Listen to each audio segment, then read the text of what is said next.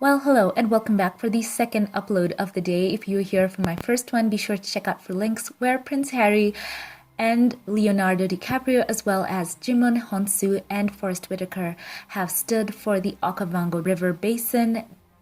The people of that region, as well as the wildlife, urgently need you, so be sure to check out for those links.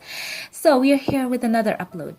Meghan, the Duchess of Sussex, has written a letter to Speaker Pelosi and Senator Schumer about the urgent need for paid leave for all in the US.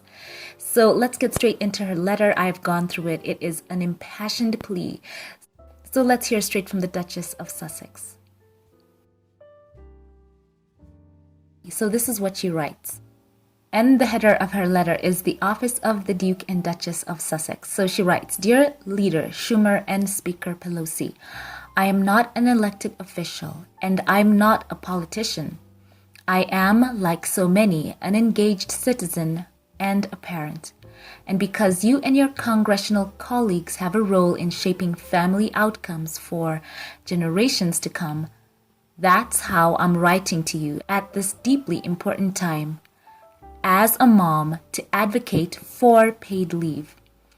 Over the past 20 months, the pandemic has exposed long-existing fault lines in our communities. At an alarming rate, millions of women dropped out of the workforce, staying at home with their kids as schools and daycares were closed, and looking after loved ones full-time. The working mom or parent is facing the conflict of being present or being paid. The sacrifice of either comes at a great cost. For many, this sacrifice goes back further than the past 20 months.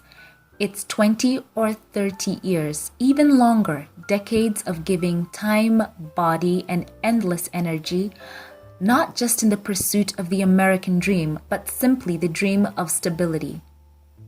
I grew up on the $4.99 salad bar at Sizzler. It may have cost less back then, to be honest, I can't remember. But what I do remember was the feeling. I knew how hard my parents worked to afford this, because even at $5, eating out was something special, and I felt lucky. As a Girl Scout, when my troop would go to dinner for a big celebration, it was back to that same salad bar or the old spaghetti factory because that's what those families could afford to do too. I started working at the local frozen yogurt shop at the age of 13. I waited tables, babysat, and piecemealed jobs together to cover odds and ends. I worked all my life and saved when and where I could. But even that was a luxury because usually it was about making ends meet and having enough to pay my rent and put gas in my car. I expect many of your constituents have their own version of that story. Perhaps you do too. People in our country work incredibly hard, and yet the ask is soft for a level playing field to achieve their version of a common dream. What is fair and equal and right? Many of our economic systems are past their expiration date, and as you well know, too many Americans are forced to shortchange themselves when it comes to what matters to them. In June, my husband and I welcomed our second child. Like any parents, we were overjoyed. Like many parents, we were overwhelmed. Like fewer parents, we weren't confronted with the harsh reality of either spending those first few critical months with our baby or going back to work. We knew we could take her home and in that vital and sacred stage devote any and everything to our kids and to our family. We knew that by doing so, we wouldn't have to make impossible choices about childcare, work, and medical care that so many have to make every single day. No family should be faced with these decisions. No family should have to choose between earning a living and having the freedom to take care of their child or a loved one or themselves, as we would see with a comprehensive paid leave plan. In taking care of your child, you take care of your community. and you take care of your country. Because when paid leave is a right, we are creating a foundation that helps address mental health outcomes, healthcare costs, and economic strength at the starting line. Instead, as it stands now, we spend a fortune as a country paying into symptoms rather than causes.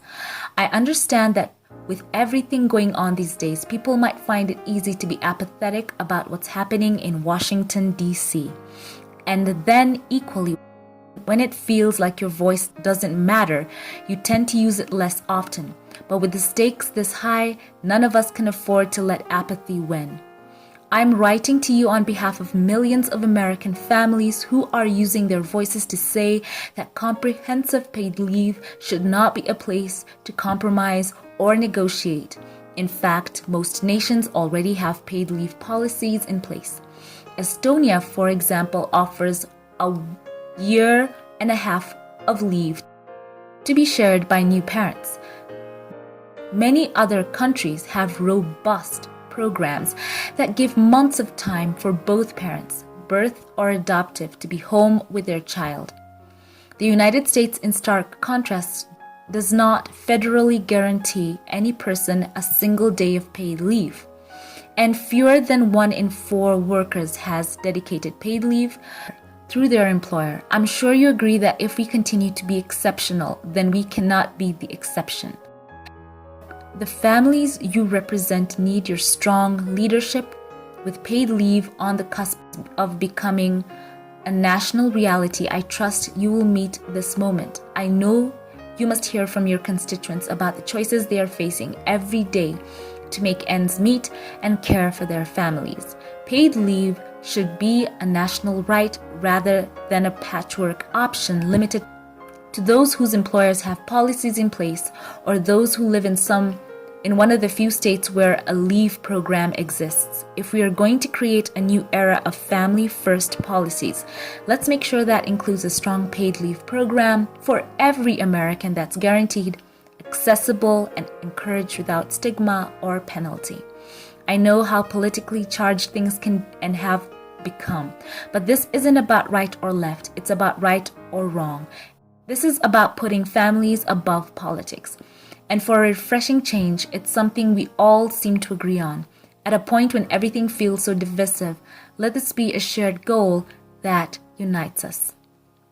So on behalf of my family, Archie and Lily and Harry, I thank you for considering this letter. And on behalf of all families, I ask you to ensure this consequential moment is not lost. As ever, Meghan, the Duchess of Sussex, and then she signs. So once again, as I said before, it's quite an impassioned plea. It is wonderful. And I hope that not only the US can go through with implementing this, but so many other countries in the world can do this. It will be so beneficial. So kudos once again to the Duke and Duchess of Sussex. As I said before, Harry has once again raised his voice for the Okavango Delta, and here is Meghan raising her voice. She says, not as an elected official, but as a mom. And I know that she cares deeply about advocating for families, not only in the US, but around the world. And I'm hoping that this goes through. I'm so hopeful that the US government can get together, as well as governments all over the world, to show support for new parents.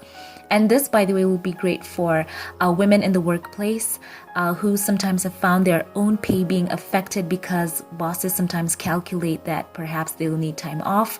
So I am hoping that this goes through. What a great cause. Great to see Meghan championing this. And let's hope and pray that this goes through. It will be so, so good. So let me know your thoughts about the Duchess of Sussex advocating for women, advocating for families to have that special and sacred time with their newborns. It is so, so good. I want to know your thoughts.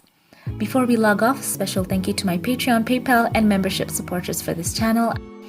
I would like to give a special thank you right now to Delcinia Preston, as well as Betty Wright, who support this channel financially. I want to say thank you so much for your consistency and your love for this channel. I appreciate you so much, and I pray for you. And for all who support this channel, I want to say thank you from the bottom of my heart. You are so special to me. Thank you to all of you who like, comment, and share these videos. I appreciate you all.